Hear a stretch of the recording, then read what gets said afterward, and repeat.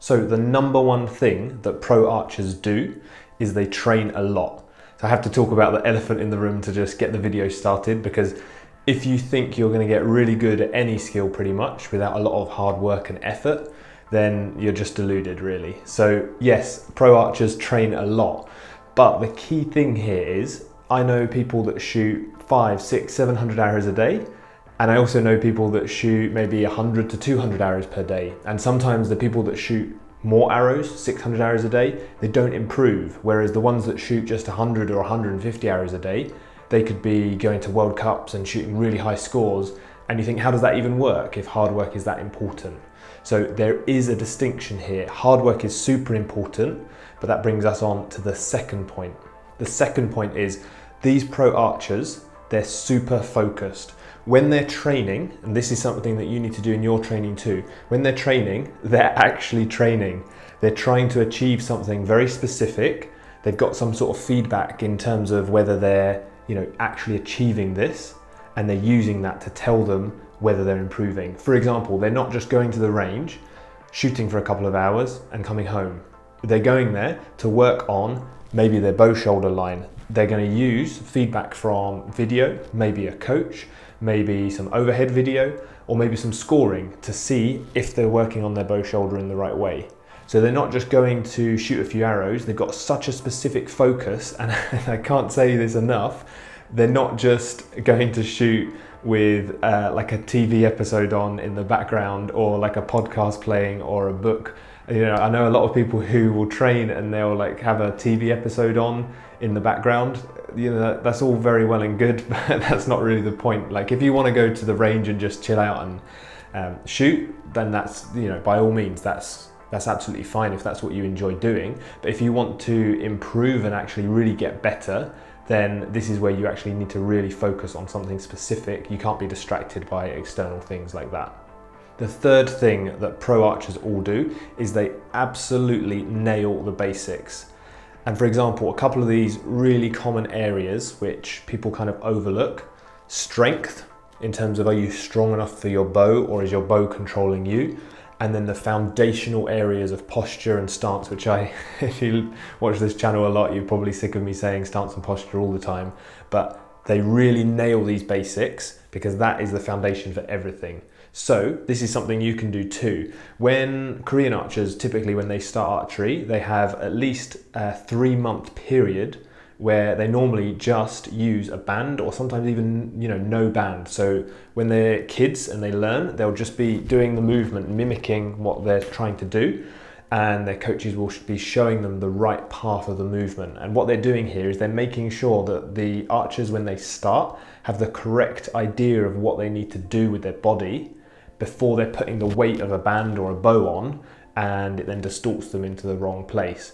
So you can do this too as well. Even if you've already started shooting with a bow, maybe you've done a beginner's course, that kind of thing, you can still prioritize the basics. Maybe you can do a 50-50 split.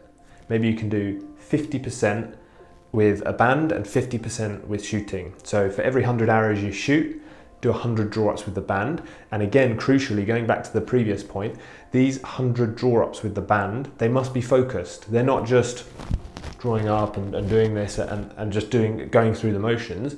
It's 100 draw-ups with the intent on finding, okay, how can I get this line and rotate my body into the right place? Or how can I get my hook the right way on the string? Or how can I bring my shoulder blade around in the right way? They're super, super focused on the right things.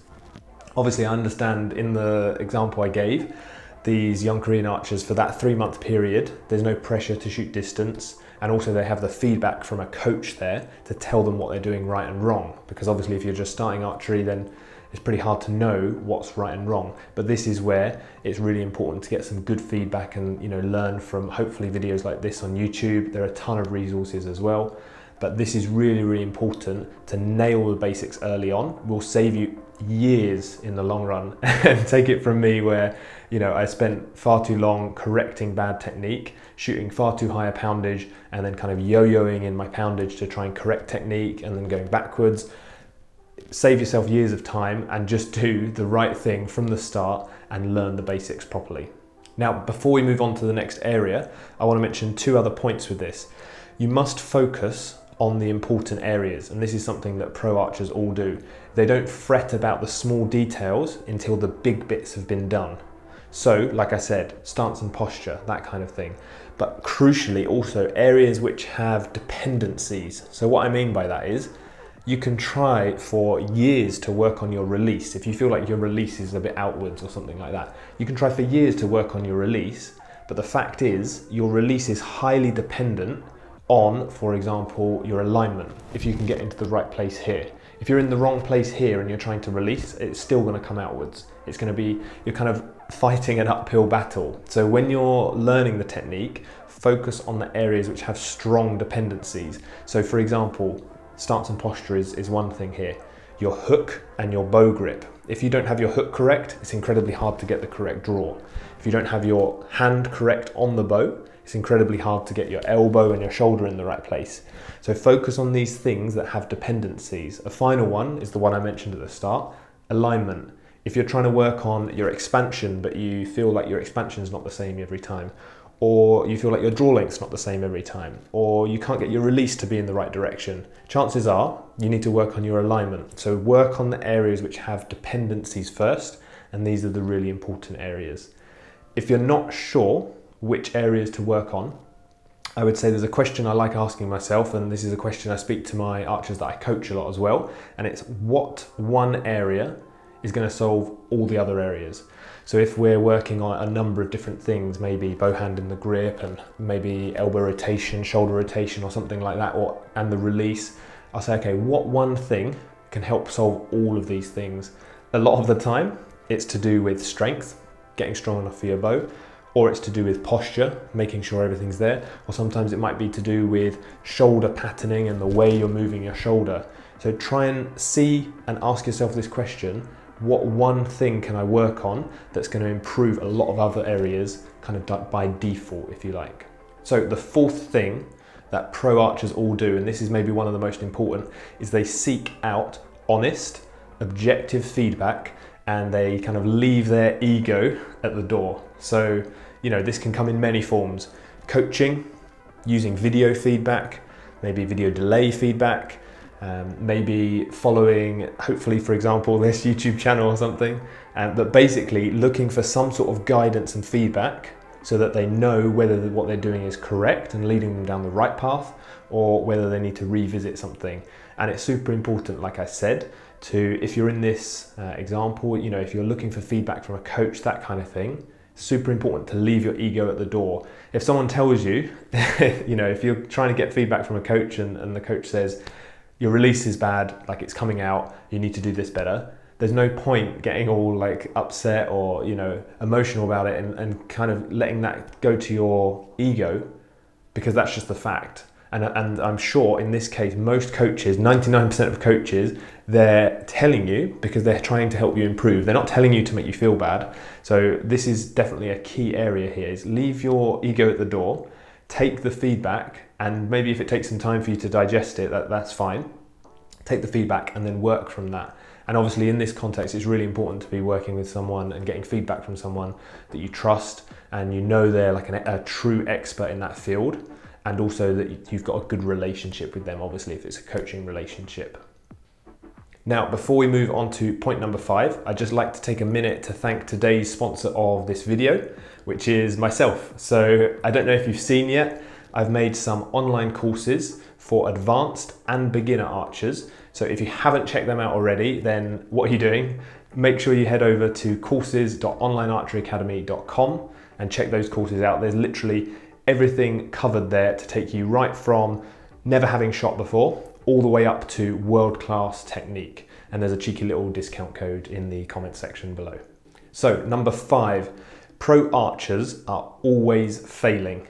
Now this sounds weird, I know, but basically they're never being complacent and getting stagnant. They're always able and willing to fail in what they're trying. And this is perhaps one of the areas where I wasn't as good when I was training professionally. I didn't fail enough. And this means that I didn't quite fully try a new technique area. There's always that temptation when you try a new technique, you try a new feeling, you think this feels wrong. doesn't feel right, it's different to what I'm used to, that kind of thing, and trying to kind of stick to the comfort zone a little bit too much. I'd encourage everyone watching this to really embrace failing. You know, sometimes I want, you know, an archer to really try something so much that even if you're missing the target, I don't care. As long as you're trying the technique area fully, finding the limits of it and really finding a new way of shooting, then that's what I want. Because it's so important that you recognize your feeling, and what often feels correct is pretty much just only what your body has become used to. What you think is correct is basically just accustomed feeling. So if you can forget that, try something new, be open to failing, don't worry about the outcome and the target. Easier said than done, I know, but don't worry about that and really embrace failing, then this is where you'll really, you know, learn and progress quicker. If you think back to the times where you learn more quickly or you progressed faster in your archery, chances are it's when you started archery, and there was probably a lot of failing in that. You had a lot of times where maybe you felt embarrassed or you weren't sure what you were doing, you were trying new techniques, or the instructor or coach was trying to get you to do something and you didn't know how to do it. All of those feelings where maybe you feel a bit anxious or nervous or like you're not sure what to do, those feelings after a while, they go away and you end up in this comfort zone of, you know, I kind of know what I'm doing, I'm just going to stick in here, not try anything too different because I don't want to kind of go back into that scary danger zone of failing or maybe embarrassing myself, that kind of thing. But pro archers are not afraid of that. They will try something new, even if it means the scores will dip or the outcome's not as good. And with that critical, honest feedback from someone they trust, that's how they evaluate what's really important and then move forward with that. And then obviously, when it comes to the point number one, practicing a lot will then embed that technique so that they can become better. Now, point number 6 is pro archers regularly push their limits. So I mentioned before that pro archers train a lot. They focus really, really specifically when they're training, but also they really test their limits. So what do I mean by this? Basically, you can shoot 500, 600 arrows a day. Once you've become accustomed to it, you can shoot that many arrows per day, and it's not very physically demanding. If you spread that number of arrows out over an extended period, maybe 10 hours or something, if you've got the whole, you know, day to train, you can do that. Same as if you're going to the gym. You know, if you regularly go to the gym, you can do a gym session for a couple of hours, kind of spread it out, do all the reps, and it's fairly easy. But it's very different if you do that same session in a shorter amount of time with a higher intensity. And this is an example that I'm giving on the physical side of things. So pro archers will push their limits in many areas, one of them being physical. So they won't just, you know, shoot a certain number of arrows and make it easy. They'll try things that challenge them. They'll try shooting. For example, these are some drills that I often give to the archers that I coach. They'll try shooting 6 arrows in 2 minutes, or 6 arrows in 90 seconds, or 10 arrows in 4 minutes. Stuff like that is more of a physical challenge to build up some endurance and capacity for when you're shooting so that you don't get as fatigued. And then when you go to a competition, you shoot 6 arrows in 4 minutes. It's very easy. That's merely on the physical side. There are also things on the mental side and the technical side. And this ties back in nicely with what I mentioned before. If you're working on a new technique area, and for example, maybe your coach has said you need to squeeze your elbow around the body more, which is a common issue that I see a lot when I coach archers, they're not quite coming around with the elbow here. When I say push your limits, I mean, okay, you think when you're coming into full draw, you think you're coming in and moving around, you think that's the right amount? Pro archers will not be afraid to really overdo it and find the edge of the limit to see what's possible. They'll maybe go too far, they'll push their limits, and maybe the technique is wrong, it's over exaggerated or something like that, but that allows them to find the correct technique far quicker than incrementally just squeezing a little bit more, and never getting there. There's an analogy that a coach of mine, Lloyd Brown, who worked, he coached me when I was on the British team for a while. He always said this analogy, which is if you walk to a wall and you only ever go halfway, you'll never actually get to the wall. If you go, you're halfway to the wall and then that gap now, you go another distance, there's incrementally smaller distances from the wall, but you'll never actually fully get to that wall. So if you only do incremental things here, you'll never get there. If you do the full amount, that's when you do it. So it's really important to push your limits there. So the seventh and final point is pro archers take a holistic approach.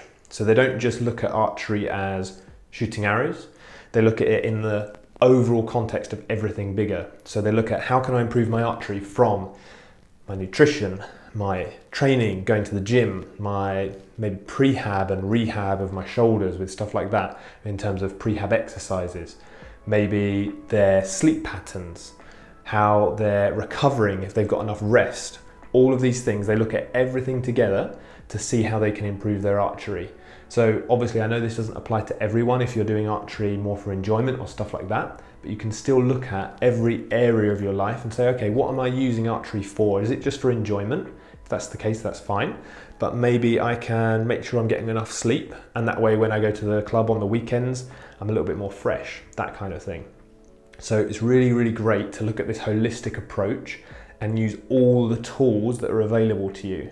So pro archers, again, they use bands, light bow, shot trainer, elbow sling. They use feedback of people touching maybe their elbow that they need to push against. All these different things, they use all the tools available to them, and they leave no stone unturned in every single area. So this is a crucial bit here that you can do in your training regardless of your level. Even if you're just a beginner, you can make sure that you're addressing all these areas by doing band drills, coming up and doing band drills, or maybe using video feedback. Maybe starting a very simple body weight circuit 3 times a week.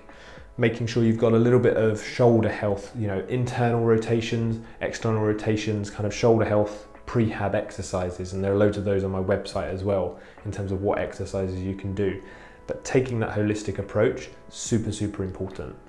So those are the key things that you can do to learn how to shoot and train like a professional archer. If you like the video, be sure to hit that like button and subscribe to the channel if you haven't already, and leave a comment below. I'd love to know which of the points today that I've talked about you feel you could improve the most on. So thanks for watching, and I'll see you next time.